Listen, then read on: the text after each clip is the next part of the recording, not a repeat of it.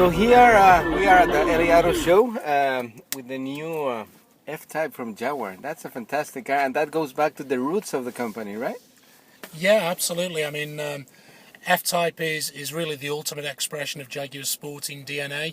And as you know, we've got a long and illustrious heritage of producing some of the most iconic sort of front-engine rear-wheel drive sports cars in the world. So, yeah, this is kind of us reclaiming the mantle as a leading player in that market. Yeah, and the whole industry is going a little bit that way, bringing back cars from the past that were very legendary, very iconic, and bring them back to new technology, new engineering, new design. Yeah. So how hard is that challenge?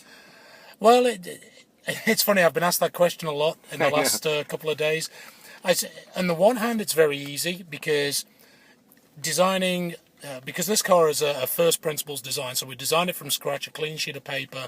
So we were allowed to establish absolutely perfect proportions for the car. And of course, what has better proportions than a front-engine rear-wheel drive two-seater sports car? So from that point of view, establishing a great-looking car with great architecture and proportions was pretty easy because we could do what we wanted to do. The difficult part was acknowledging the history of the company and some of our illustrious forebearers in terms of products, but doing it in a modern way that didn't make too heavy a reference to the past, because this is a thoroughly modern design, it's thoroughly contemporary, and uses all the latest technologies. And I think it's using the technology to deliver some of the design language that makes Jaguars unique. I'll give you an example. Okay. The car has a very low tapering tail, and it's tapered in plan view as well. In the modern era, neither of those elements is good for aerodynamic performance. Yeah. You want a high square tail on the car. So to help us deliver a unique rear end aesthetic, and the rear end of the car is certainly my favourite aspect of the car. It looks fantastic, yeah. Yeah, we have a deploying rear spoiler. Okay. So when you don't need it, below sort of about 50 miles an hour, the spoiler stays flush with that lovely low tail. Above those speeds, where you need the additional downforce, the reduced drag, the spoiler deploys. So it's using technology to deliver the design language that makes a Jaguar unique. Yeah. But also gives the car the functional capabilities that it needs to have for a modern car.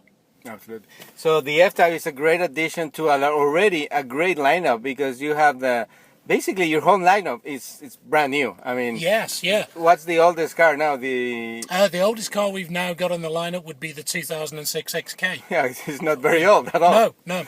And that's a great position for us to be in. You know, I've been with Jaguar for 15 years, and in the 15 years I've been there, this is the first time when we've got a consistent showroom with consistent designs delivered by the same team under Ian's direction that we all feel are contemporary, homogeneous, and it's making the right statements about the design for the brand. Yeah. So it's very important to us that we've now got a showroom that reflects our design philosophy. Yeah, absolutely. So the F-Type is going to come as we see in different options. I mean, different models, right? Like different engine options. Yeah. At launch, we have a twin supercharged V6 engine available either with 340 or 380 horsepower. We also have a V8 supercharged engine, which at launch is 485 horsepower, I think. And then obviously within the Jaguar range of engines, as you can see, an XFRS, which is next to F-Type, there's a 550 horsepower V8 in that car, which at some point may well find its way into F-Type, you might imagine. That was the next question, so you already answered.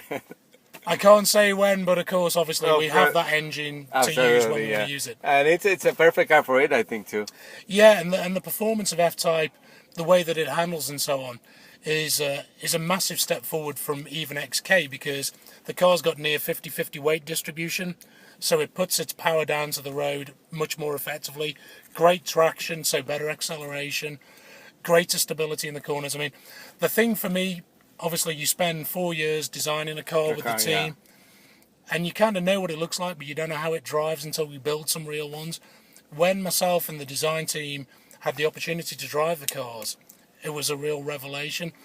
I said it's a bit like meeting one of your heroes. Yeah, I know. And finding them to be a really nice guy, because the car drives even better than it looks. And yeah, that's something that goes on a lot between designers and engineers, because you put your imagination of how the car should look, but then the engineers are like, well, maybe there's a limitation here, and then it doesn't doesn't match completely, but this is a perfect example of good work. Yeah, and then the vehicle engineering team at Jaguar with the design team, we work very closely and we're very closely aligned, and it's us really that decides the character of the car.